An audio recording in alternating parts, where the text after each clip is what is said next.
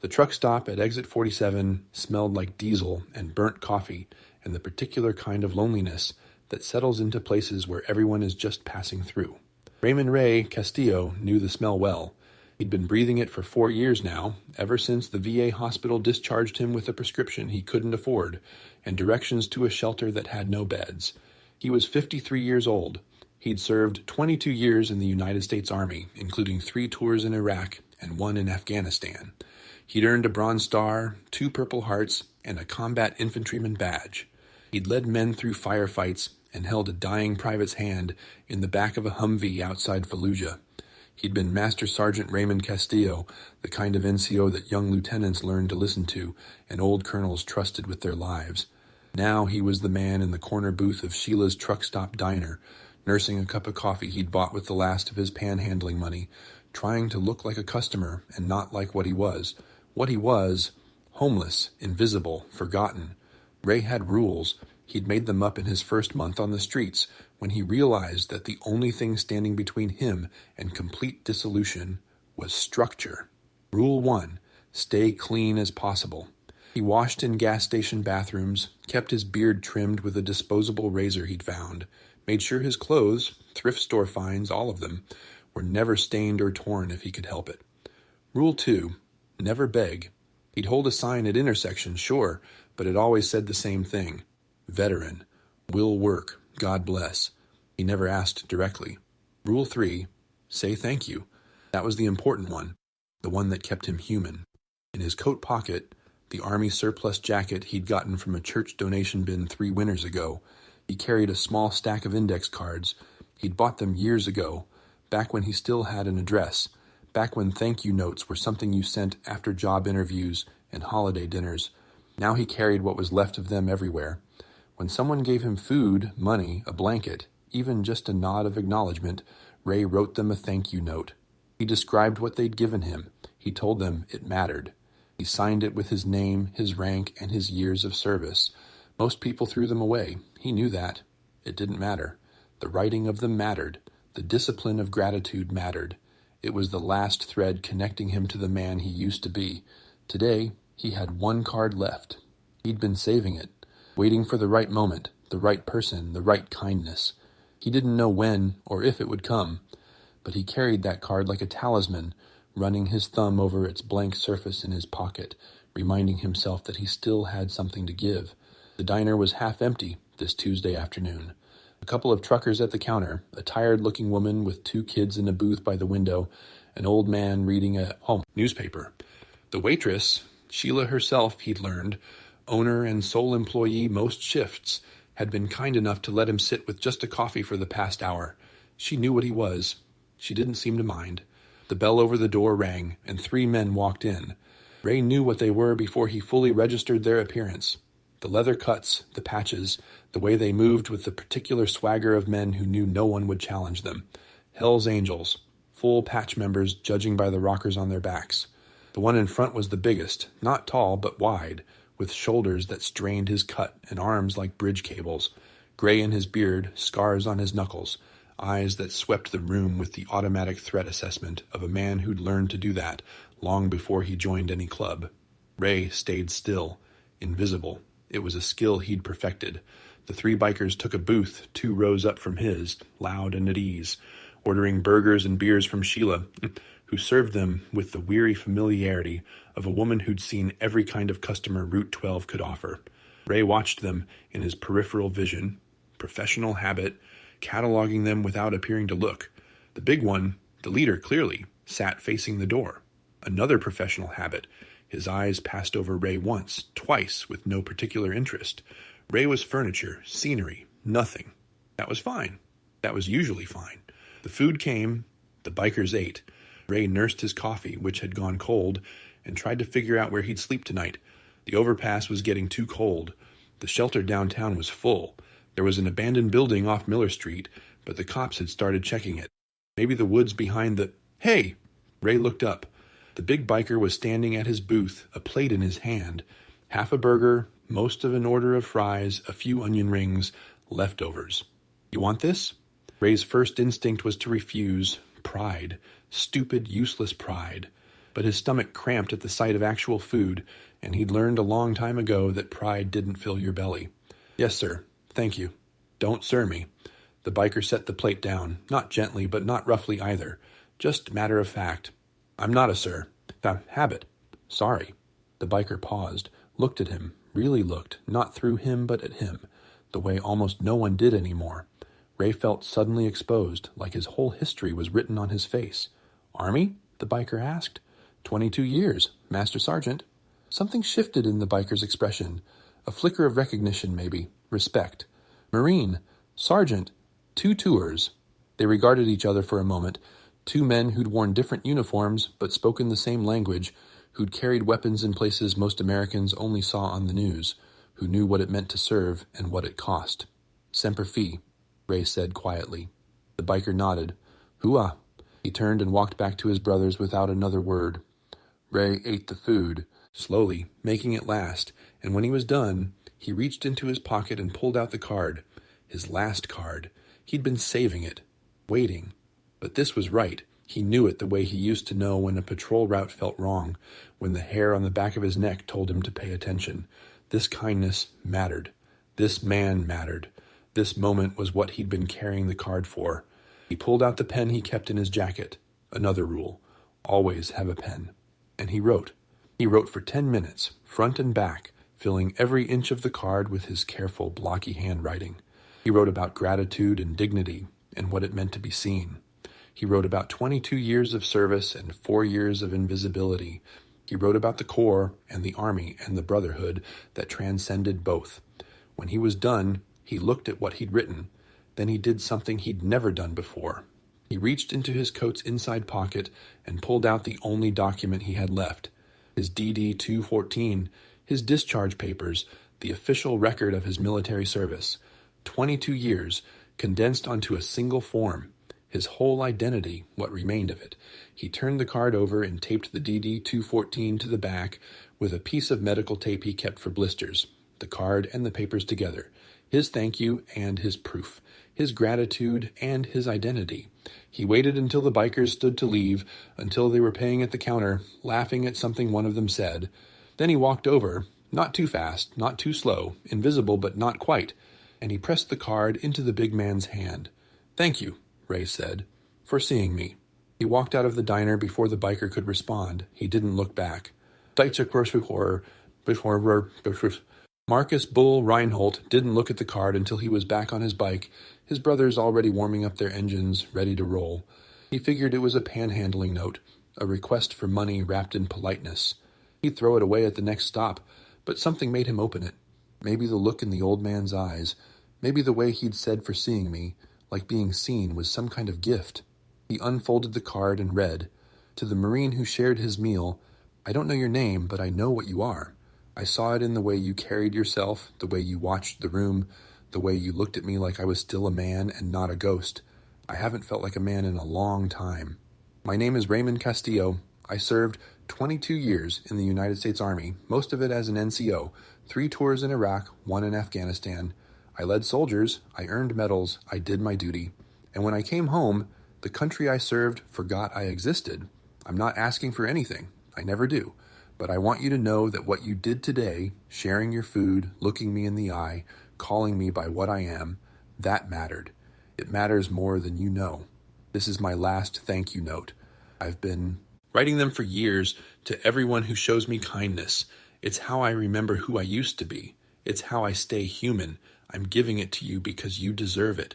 Because you saw a brother when everyone else saw trash. I've taped my DD-214 to the back. It's the only proof I have left that I was somebody once. I want you to have it. Not because you need proof, you knew what I was the moment you looked at me, but because I want someone to remember. I want someone to know that Raymond Castillo served his country with honor, and even at the end, he still knew how to say thank you. Semper Fi, brother. MSG Raymond Castillo, Retroice, U.S. Army, 1987, 2009. Bull turned the card over. The DD-214 was real. He'd seen enough of them to know. 22 years of service, Bronze Star, Purple Heart, Combat Infantryman Badge, Master Sergeant, retired with full honors. And the man who'd earned all that was sleeping under an overpass somewhere, giving away his only proof of who he was, writing thank you notes to people who gave him leftover fries. Bull felt something crack inside him, something he'd kept walled up for a long time. His brother Tommy had written notes like this, little cards, scrawled messages, thank yous and I love yous and don't worry about me's. Tommy had come back from his second tour, different, quieter, wound tight as a spring that never unwound. He'd bounced from VA hospital to VA hospital, from treatments that didn't work to medications that made him a zombie, from apartments he couldn't afford to streets he couldn't survive. He'd written notes until the day he stopped writing anything, until the day Bull got the call from a hospital in San Diego telling him his little brother was gone. Tommy had been 34 years old. He'd served 8 years. He'd never gotten his DD-214 framed, never gotten his medals mounted, never gotten anything except a folded flag at a funeral that maybe a dozen people attended. Bull looked at the card in his hand, at the careful handwriting, the taped DD-214, the dignity that radiated from every word, even as the man who wrote it lived in the cold and ate scraps. He'd failed Tommy. He'd been too busy, too far away, too wrapped up in his own life to see what was happening until it was too late. He'd sworn, standing at that graveside, that he'd never fail another brother. And here was a brother, not by blood, not by club, but by service, and Bull had almost thrown his note in the trash without reading it. Rico, his VP, was looking at him with concern. You good? Bull didn't answer. He pulled out his phone and called the president of their chapter. Wolfman, I need to call a meeting. Tonight. Emergency. The hell for? Bull looked at the note. I found a brother, and we're going to bring him home. The meeting convened at the clubhouse at 9 that night. 17 full-patch members, plus a handful of prospects, crowded into the main room with its scarred pool tables and motorcycle parts on every surface. They were confused, impatient. Emergency meetings were rare. Bull stood at the front of the room. He read the note aloud. All of it. Then he passed around the DD-214. The room was silent when he finished. This man served his country for 22 years, Bull said. He earned a Bronze Star. He earned 2 Purple Hearts. He led soldiers through combat and brought them home alive. And now he's sleeping in the cold and writing thank you notes when people give him leftover food. He looked around the room. At Wolfman, their president, who'd done 3 tours in Vietnam before he was old enough to vote. At Rico, whose son had come back from Afghanistan in a wheelchair. At Cutter and Demon and Tiny and all the others, half of whom had served, all of whom had brothers, or fathers, or friends who'd served. I know what we do, Bull said. I know what we are. But I also know that we take care of our own. And this man, he held up the note. This man is our own, not by patch, by blood. The blood you spill in service to this country makes you family whether you wear leather or not. Wolfman stood. He was 73 years old, his beard white, his arms still thick with the muscle of a lifetime of writing. He'd founded this chapter 40 years ago. His word was law. What do you want to do? Wolfman asked. I want to find him. Tomorrow morning, first light. And I want to show him that the brothers he served with don't forget. That we don't forget. Just find him? Then what? Bull had been thinking about this since he made the call. Housing. There's that apartment above the old print shop we use for storage. We could clean it out. Job. We need someone at the clubhouse, maintenance and upkeep, someone we can trust. Medical. I know a doc at the VA who actually gives a damn. Hernandez. I'll call him tonight. Clothes, food, whatever he needs to get back on his feet. That's a lot, Rico said. For one guy we don't know. We know enough. Bull held up the DD-214. This is who he is. This is what he did. What else do we need to know? The room was quiet. Then Cutter, a quiet man, a Vietnam vet who rarely spoke in meetings, stood up. My brother came home from Da Nang in 71, Cutter said. People spit on him at the airport, called him a baby killer. He spent 30 years trying to drink that away. Died alone in a trailer park in Nevada. He looked around the room. This man wrote a thank you note because someone shared a burger with him. That's not broken. That's dignity. That's character. I say we ride. One by one, the others stood. Demon, Tiny, Rico, even Wolfman, creaking to his feet with his hand on the table for balance. Tomorrow, Wolfman said, first light, full colors, we bring our brother home. That night, while 17 bikers prepared their rides and gathered supplies, Raymond Castillo lay under an overpass on the edge of town and watched the stars. He'd given away his DD-214, his last concrete proof that he'd been somebody. He felt lighter, somehow. emptier, like he'd been carrying a weight he hadn't known he was holding, and now it was gone. He thought about the biker, the way he'd looked at him, the simple act of sharing food, which cost nothing and meant everything. He thought about all the thank you notes he'd written over the years, hundreds of them probably, to soup kitchen volunteers and church donation collectors and strangers who'd put dollars in his cup. Most of them were in landfills now, but he'd written them, and in the writing he'd remembered who he was. He was Raymond Castillo, Master Sergeant, soldier, American. And even here, even now, even with nothing left to give, he could still say thank you. He closed his eyes and slept. Ray woke to the sound of engines. At first he thought he was dreaming. He dreamed about trucks a lot, the convoys in Iraq, the rumble of Humvees, the way the whole world shook when the artillery started. But this was different. This was closer. This was here. He sat up, his heart hammering, and looked toward the road. Motorcycles, dozens of them. Coming down the access road toward the overpass, their headlights cutting through the gray dawn like searchlights. The sound grew louder, swelled, became a physical force that vibrated in his chest. Harleys, mostly. Big bikes, loud pipes, the kind of sound you felt before you heard. Ray scrambled to his feet, instinct taking over. Escape routes, cover, threat assessment. His mind was military again, automatic, calculating options he didn't have. He was alone under an overpass with a shopping cart full of everything he owned, and 20, 30, maybe 40 motorcycles were descending on him like judgment. They pulled up and stopped, cut their engines. The sudden silence was almost as overwhelming as the noise had been. Ray stood frozen, his back against a concrete pillar, watching as men in leather cuts dismounted. Hell's Angels, full patches, most of them. They formed a loose semicircle around his camp, not threatening, not aggressive, just there, watching, waiting. The big one from the diner, the one he'd given the note to, walked forward. In his hand, he held a familiar piece of paper. "Raymond Castillo," the biker said. "Master Sergeant, 22 years.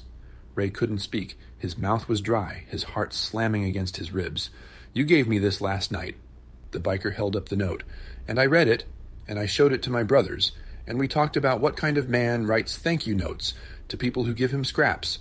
What kind of man keeps his dignity when everything else is gone. What kind of man tapes his DD-214 to a card and gives it away because he wants someone to remember." He stepped closer. Ray fought the urge to run. "We're here because you're one of us," the biker said. "Not by patch, by blood, by service. You wore a uniform and you fought for this country, and you came home, and this country left you behind. And that's not right. That's not how it should be." He held out the note, the DD-214. "I'm giving this back, because you need to remember who you are, and because we're going to make sure you never forget again." Ray's hands were shaking as he took the papers. He looked at them. His handwriting, his service record, his whole identity on a scrap of cardboard in government form, and something in his chest cracked open. "I don't understand," he whispered. "You don't have to understand, not yet." The biker extended his hand. "My name's Marcus. They call me Bull, and I'm here to tell you that you're not alone anymore." Ray looked at the hand, at the men standing behind Bull, silent and solid as a wall, at the motorcycles gleaming in the early light. He took Bull's hand. The grip was strong, warm, real. "We brought some things," Bull said. "Nothing fancy, just the basics. Clothes that'll fit, food that's not leftovers, some guys who know people at the VA who actually help, and an offer, if you want it." "An offer?" "We've got a room. Small apartment over a shop we own. Needs some fixing up, but it's warm, it's dry, it's yours if you want it. We've got work too. Nothing hard, just maintenance around the clubhouse, helping out where needed, regular paycheck, nothing major, but enough to live on." Ray shook his head slowly. "Why? You don't know me. I'm nobody. You're not nobody." Bull's voice was sharp, cutting through Ray's protests. "You're a soldier. You're a brother. You're a man who spent years on the streets and never lost his dignity, never stopped saying thank you, never stopped being the person you were trained to be." He tapped the note in Ray's hand. "This is who you are, and we don't leave our brothers behind." One of the other bikers stepped forward, an older man, white beard, eyes that had seen things. He carried a duffel bag which he set at Ray's feet. "Clean clothes," the old man said. "Toiletries, a couple of things to eat. There's a truck stop about a mile up the road with showers. We'll take you there, get you cleaned up, then head to the clubhouse. He paused. My name's Wolfman. I did 3 tours in Vietnam. I know what it's like to come home to nothing, and I know what it takes to build something again. Ray looked at the bag, at the men surrounding him, at Bull, still holding his hand. I can't, his voice broke. I don't deserve, none of us deserve anything, Bull said. We're not here because you deserve it. We're here because it's right, because someone should have done this for you years ago, because my brother, he stopped, jaw tight, because I had a brother, Tommy. He was like you, a soldier, a good man. He came home broken and nobody helped him, and I was too far away and too busy, and he took a breath. He's gone now. I couldn't save him, but I can stand here with you and tell you that it doesn't have to end. Like that. It doesn't have to end at all. Ray felt tears on his cheeks. He hadn't cried in years. He'd forgotten he still could. Okay, he said. The word came out small, barely audible. Okay what? Okay. Yes, he swallowed. I'll come with you. Bull smiled, the first real smile Ray had seen on his face. Good. Let's get you cleaned up, brother. You've got a lot of people to meet. They rode in a formation, Ray in a truck driven by one of the prospects, because he couldn't hold on to a motorcycle, not shaking like he was. The sound of the bikes surrounded him, protected him, carried him forward into something he didn't understand and couldn't process but felt, somewhere deep, like coming home. The truck stop had private showers in the back, the kind truckers used. Someone had prepaid for one. Ray stood under the hot water for 20 minutes, feeling it wash away layers of dirt and sweat and years, feeling himself become something like human again. In the duffel bag, he found jeans that fit, a flannel shirt, warm and soft, work boots, barely worn, socks and underwear, still in packages, a razor, shaving cream, deodorant, the simple things that made a person a person. When he came out of the bathroom, Bull was waiting. He looked Ray up and down and nodded once, approval in his eyes. You clean up good, Master Sergeant. I haven't been called that in a long time. Get used to it. Around us, you're a soldier, always. They drove to the clubhouse, a low building on the edge of town, surrounded by motorcycles and scrap metal and the controlled chaos of men who lived outside society's rules. Inside, it was warm, cluttered, smelling of motor oil and beer and leather. Photos on the walls, flags, plaques. A pool table in the center, couches along the walls, a bar at one end. They'd set up a table with food, not leftover food, real food. Eggs and bacon and pancakes and fresh coffee. Ray stared at it like he'd forgotten such things existed. Eat, Wolfman said. We'll talk after. Ray ate. He tried to eat slowly, properly, like a person instead of an animal, but hunger took over and he shoveled food into his mouth until his stomach cramped. Someone refilled his coffee. Someone put more pancakes on his plate. Nobody said anything. Nobody watched. They just let him eat. When he was done, when he couldn't eat another bite, he sat back and looked at the men around him.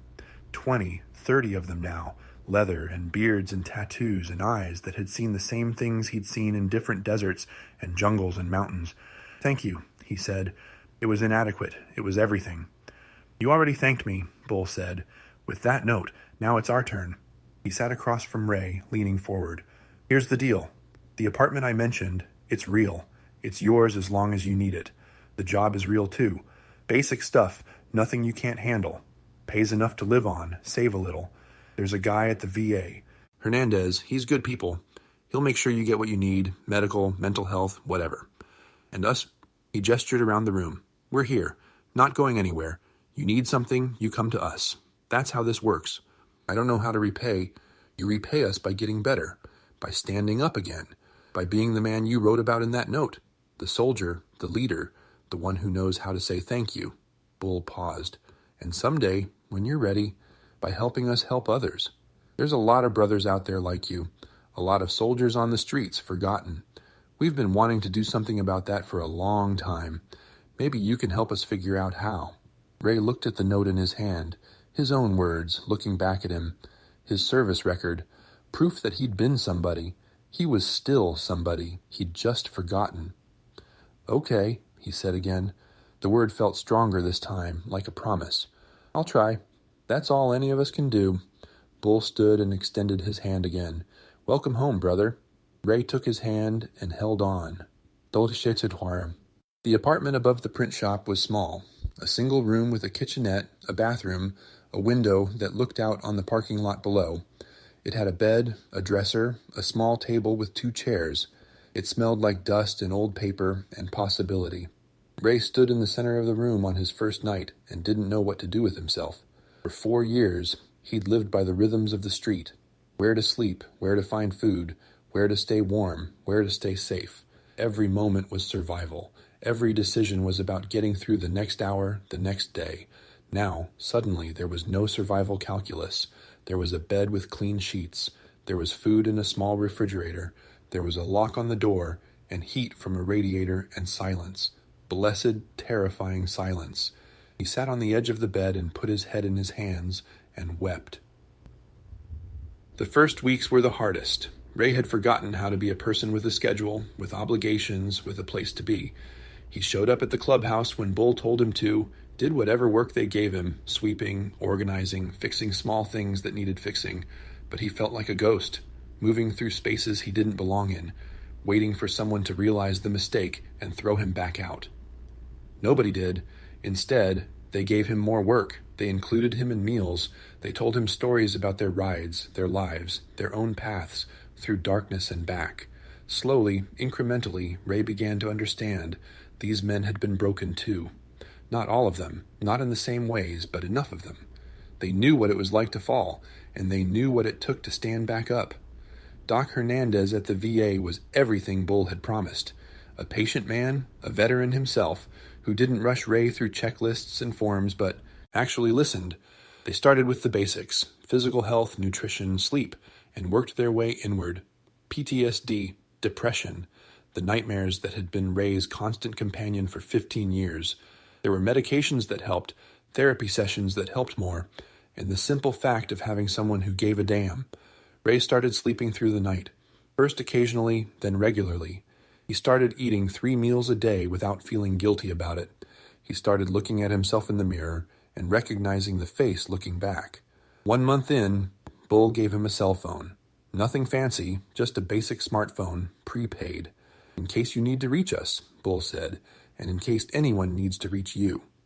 Ray stared at the phone like it was an alien artifact. He hadn't had a phone number in 4 years, hadn't had anyone to call or be called by. There's someone you should think about calling, Bull said carefully. If you want to. Ray knew who he meant.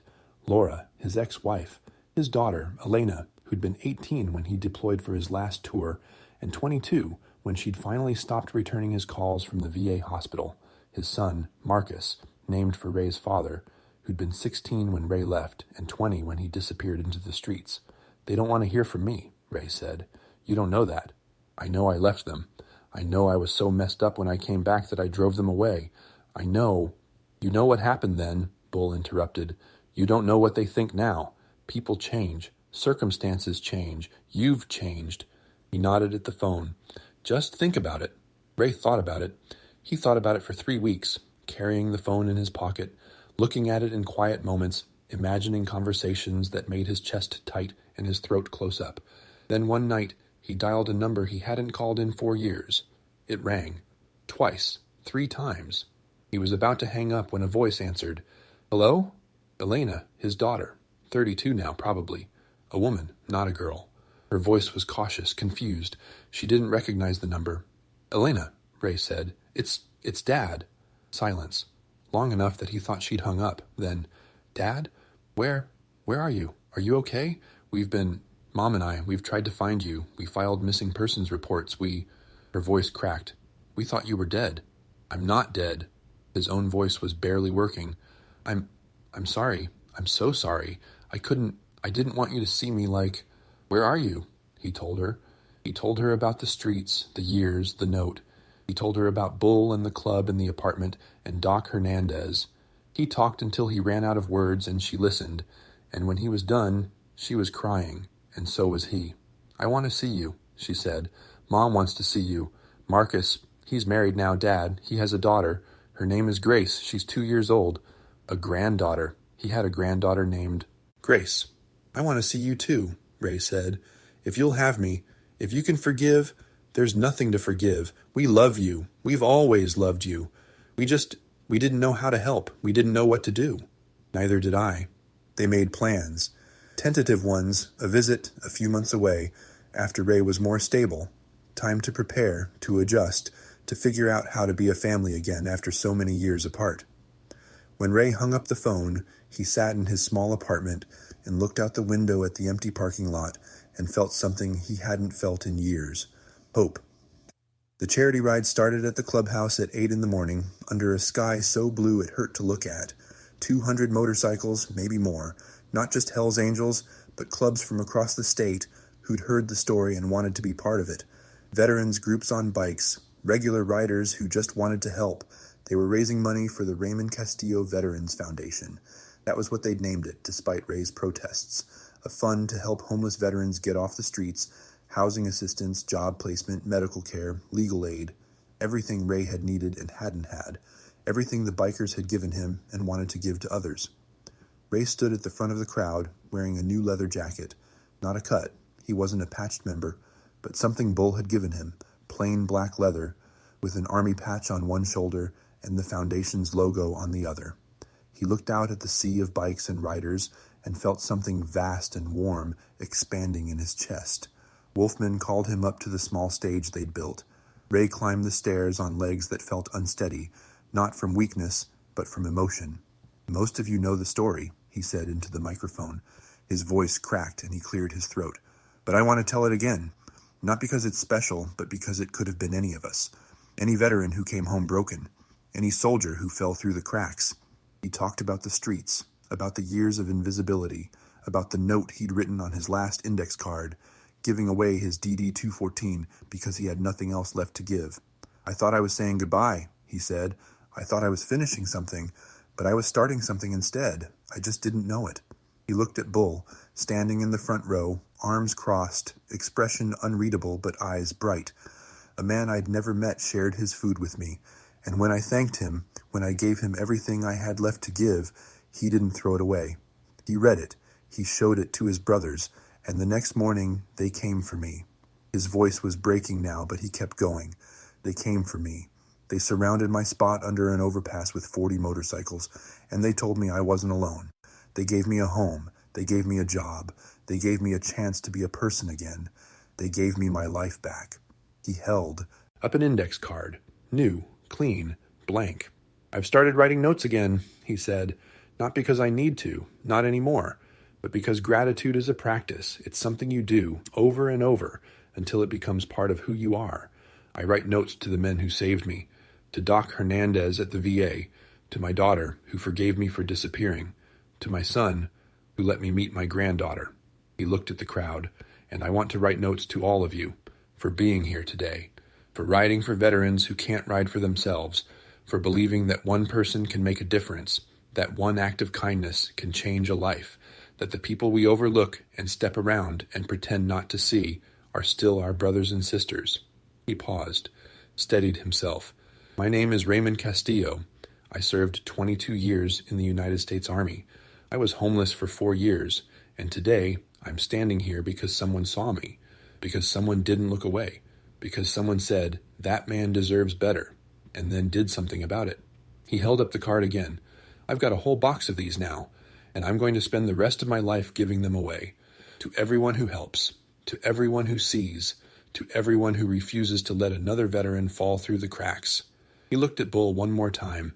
"Thank you," he said, "for seeing me." The crowd roared. Engines revved. Someone started chanting his name, and then everyone was chanting, a wave of sound that crashed over him and lifted him up.